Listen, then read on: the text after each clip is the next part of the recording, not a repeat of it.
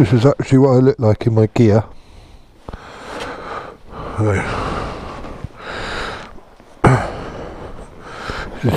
Jack? Hello, Jack. Shake a paw. He's a good boy. This is Lily. Shake a paw. It's a good girl. She's my little girl, isn't you? Alright. Just gonna go for a little ride, test the mic out. Been having problems with the old one, it just crackles, so I bought another one. And it's got a 3 metre long lead. It's ridiculous. So I had lots of fun and games trying to route the lead inside the helmet. I managed it. There she is. Just cleaned it so it rained. God hates me. I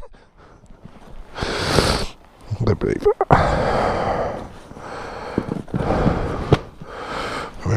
The old bag on.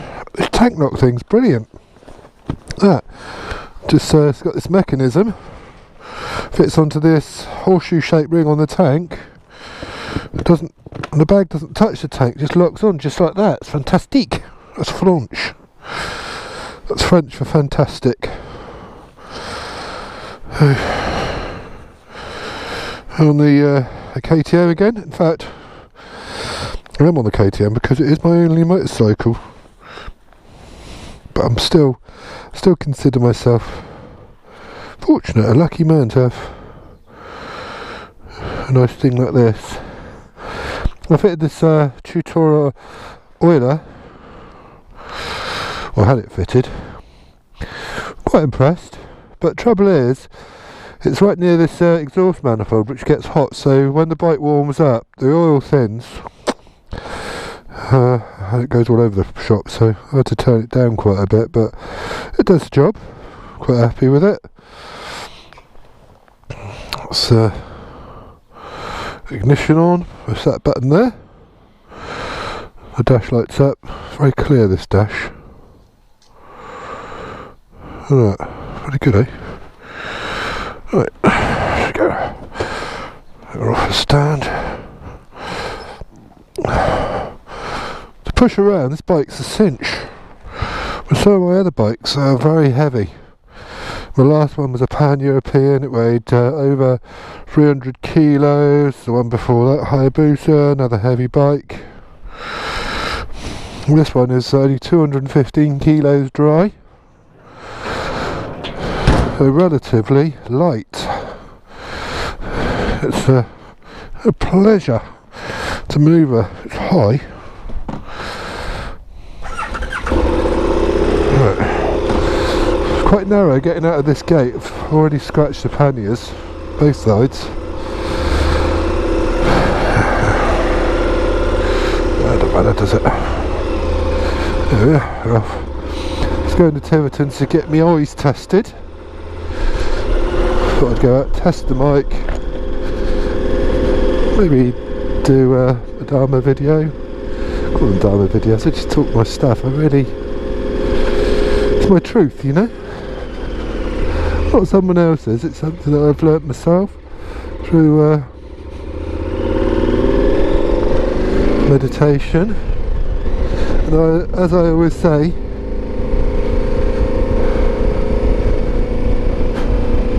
there's no substitute for experience, you know. So you might be able to listen to what I'm saying and understand it to agree. You might find it inspiring, but really the only true way is to discover it yourself, and it's through self-study. Know thyself, a wise man once said. I think it was Plato. It's very true. It's true then, it's true today. It's through self-study, through examining one's own self, it's the door to liberation. It might not happen now, it might not happen in this lifetime, but once you start to study, I think you're on the path to becoming awake. awakened.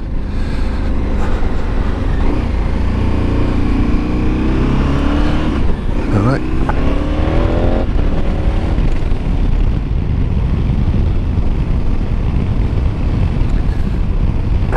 Pema Chodron, she talks about the ego.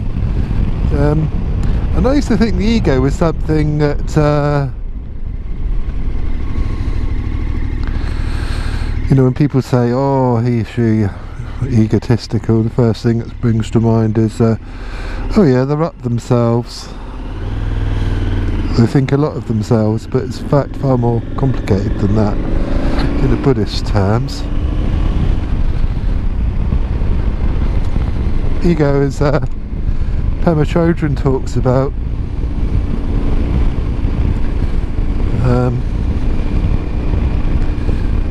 when she talks about the Lojong teachings within Shambhala.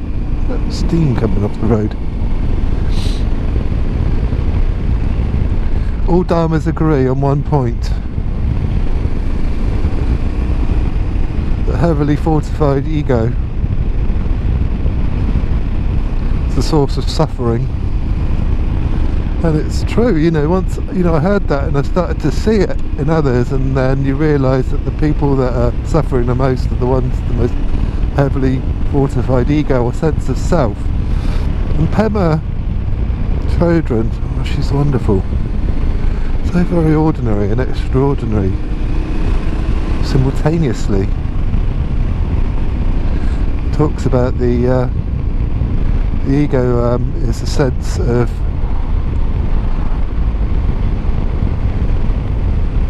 not a sense of anything. Or ego is a way which we set up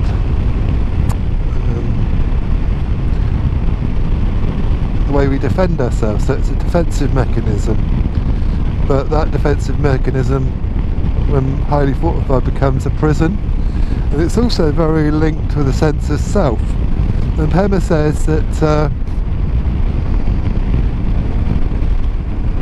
the ego can be equated to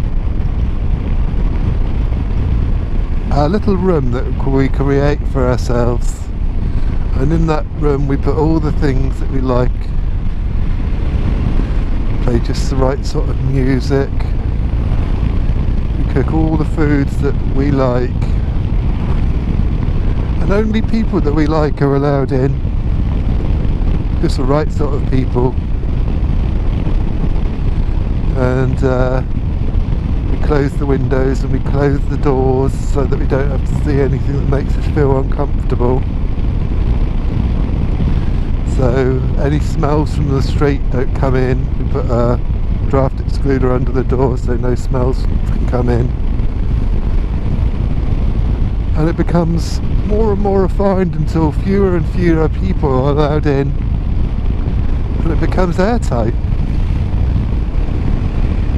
Can't see out of the windows because things that we see outside make us feel uncomfortable or make us feel threatened, so we become more and more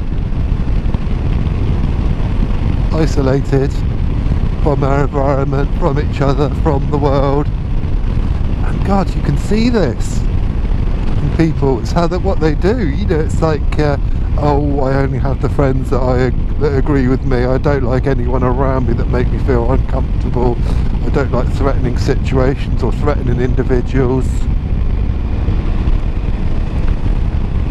And the more and more fortified we become, the more insular we feel, the more isolated we feel, the more separate we feel. And there's this constant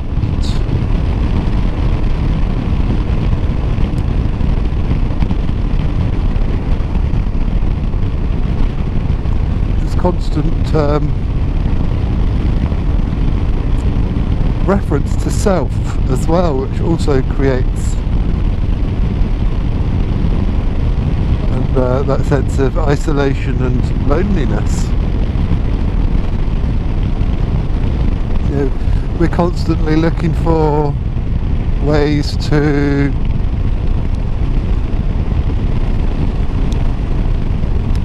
solidify our experience in this world. What's real, actually. And it's all about promoting the sense of self.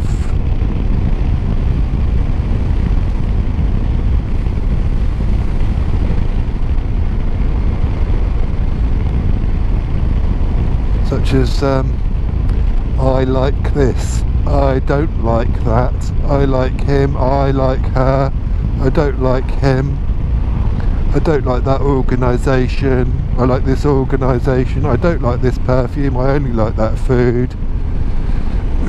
We're just creating this, we are creating it, this very sort of sense of solid self.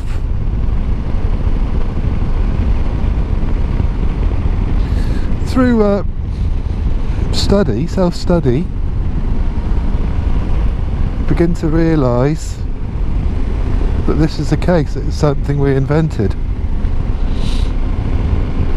And this sense of constantly referring or reference to self is another thing that makes us feel, separate from each other, separate from our environment, this beautiful world, and how very limiting is that? Very sad. And we crave that connection with each other, with our environment. We're a part of that, you know?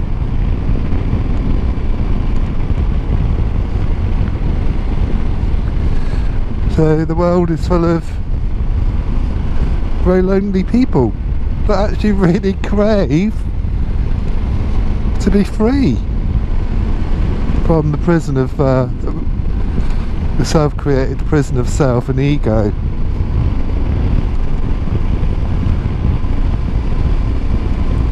And I was talking to a friend, Tracy, recently, and she said, when I said that we were talking about this sort of thing, and I said, that the further down the path you go, the more intensely you investigate self, the less self you see. And that concept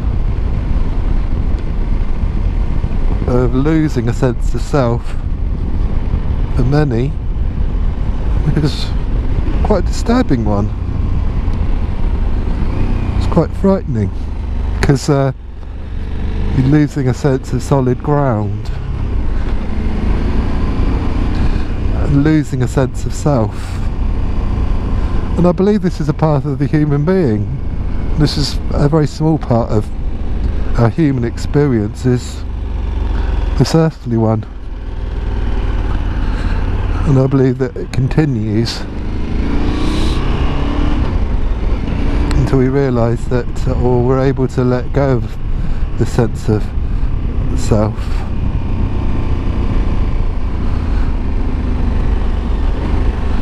But we're not losing. This is the thing, we think we're losing something, that we're having to give up something, and that there's just a void that remains, a sense of emptiness. That, is a sense of, gives us a sense of annihilation, and that's what we're frightened of, death of self. But in letting go of self, we gain, we become, instead of becoming nothing, we become everything. So the more you learn to let it go, the more you get more you.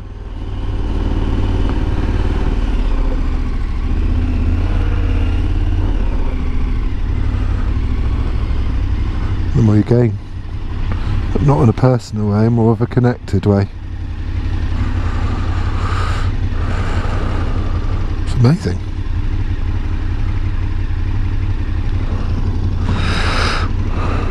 Cool. Well, that was painful. You'd never think an eye test would be painful. Because when it costs you 85 quid for a pair of reading glasses. But hey, that's what I wanted. Shouldn't complain.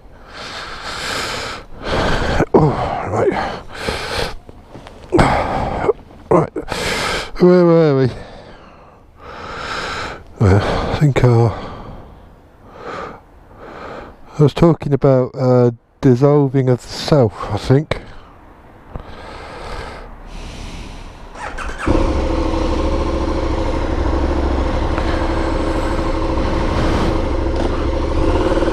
A little bit longer to talk to you.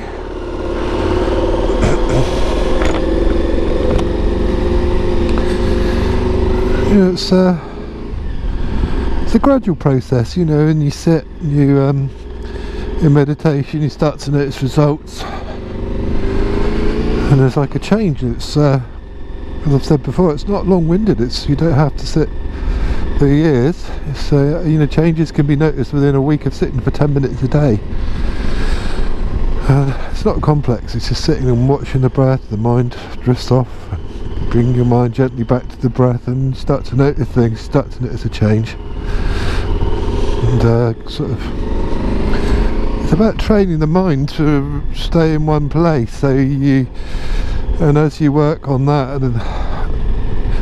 it strengthens that ability to hold the mind, to stay in the present moment, which actually is quite a nice place. And even when things aren't so comfortable, you learn to stay with it, and you notice that it changes. So perhaps you might have an itch on the end of your nose, and you observe it without scratching it, and you observe it, and then, oh, it's going, it's gone. There's no such thing as an eternal itch.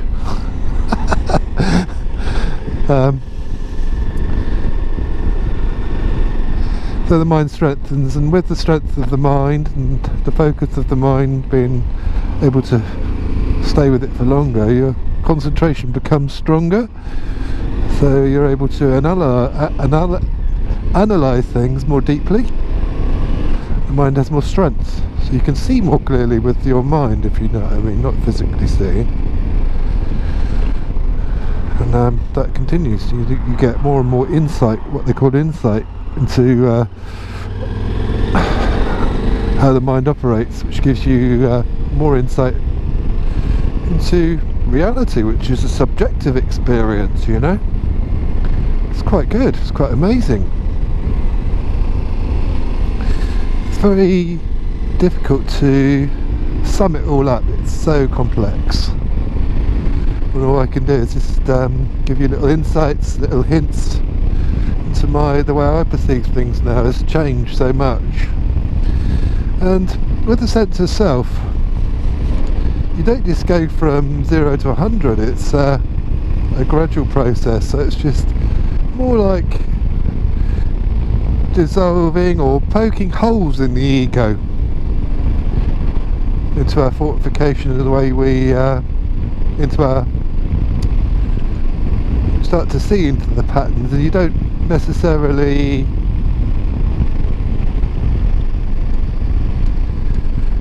make a concentrated effort to destroy it, but as you notice it, it starts to dissolve naturally, because something might occur, pop up, and then you notice your mechanism, your defensive habits, and then you notice it, and then you relax, and it naturally drops. So it's like a gradual process, and you begin to realise that your sense of self, which was once solid, actually starts to become lighter. It has more holes in it, and then you stop taking things personally. You know, if someone appears to have a dig at you, when your ego is heavily fortified, you really take offence. And when you become less fortified, you don't see it as your problem, you see it as their problem, actually. And just stop taking things so personally. You can see that their action or reaction to whatever you said or you did, or to you personally, is just a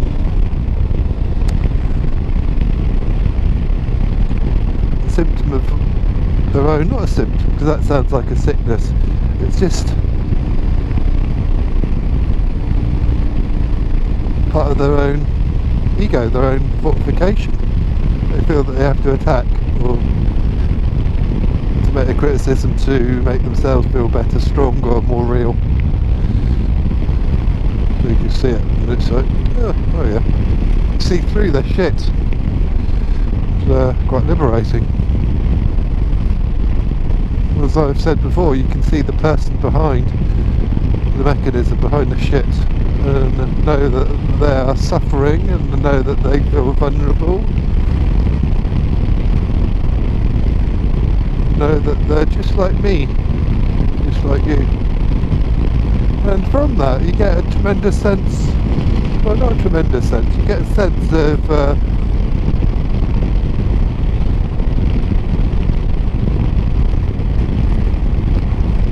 we're all in this together.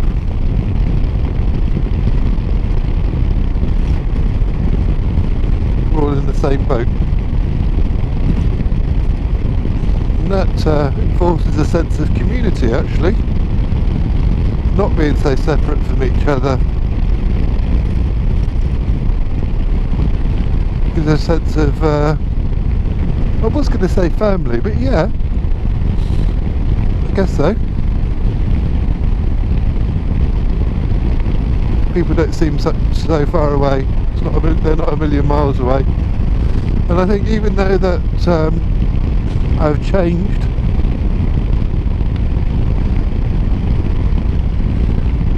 I don't feel superior or elevated to anyone else. I just see things slightly differently. That's so. A slightly more awakened viewpoint. And there are lots of individuals and teachers that I've met that are a little bit further down the path, you know?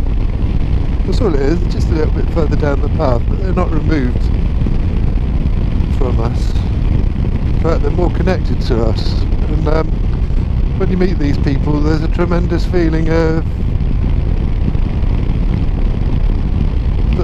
they're very ordinary, but also very extraordinary, and they're lovely. You get this lovely feeling of love from them. It's genuineness.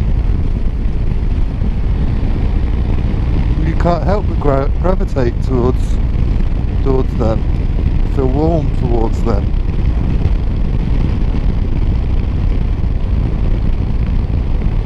I wish I'd met the Buddha.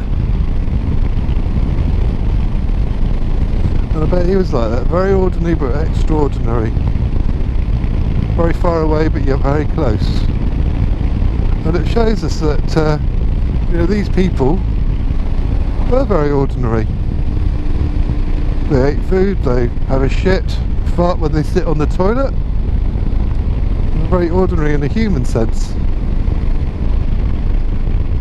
But they see with great clarity, and it's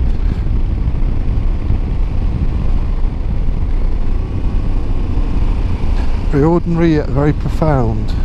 It's like the truth, the Dharma is so simple that we miss it.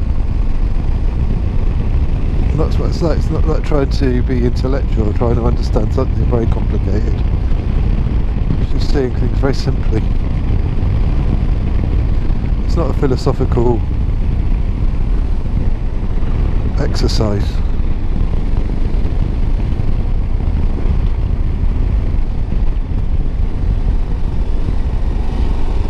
Get some petrol soon. Yeah, I can wait till another day. I enjoy bringing you along on my rides and just chatting, sharing my viewpoints, some of my experiences. But this is about you, you know. It's no good just I don't want to be elevated or higher than anyone else. I want to be happy, but we can't be happy unless others are happy, you know. Like I said, we're all in this together. I want others to be happy. It's not just about me anymore. It's about you. It's about all of us. I don't want to exclude anyone. And I don't want to give up on anyone. It's really nice when you reach into a dark place and touch someone and see a change in them just through my perseverance, not giving up on someone, touching them in their darkness and their pain with love and sincerity and strength. It makes it all worth it. But we need to be patient. We need to be patient. And we're not doing it for instant gratification. We're doing it just to help another human being, another person that is suffering, another person in the darkness. And together, you know, we're taking this journey together. I believe that this path can change the world. This attitude can change the world. We work on ourselves and then we can't fail to illuminate or to touch or to be closer to our environment and to each other.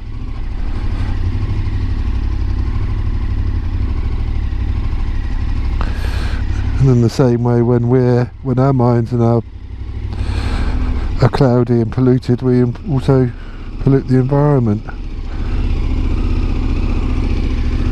Anyway, it's been lovely talking to you. Wish you all every happiness and joy. I'll speak to you again. And remember, press like, subscribe, press the little notification bell, and then you'll be notified next time I upload a video. And I really do invite you to comment or to ask a question, and I'll do my best to answer. Take care for now. Bye.